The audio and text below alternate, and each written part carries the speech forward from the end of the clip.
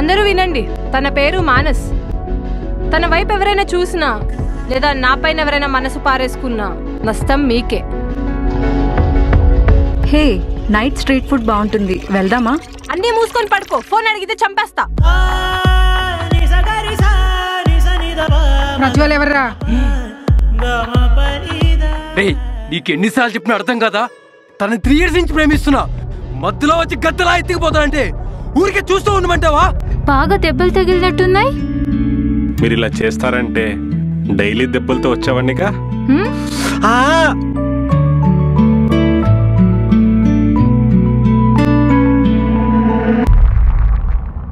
ఆగు, ఎందుకంత సీరియస్? ఎందుకంత రెబెల్?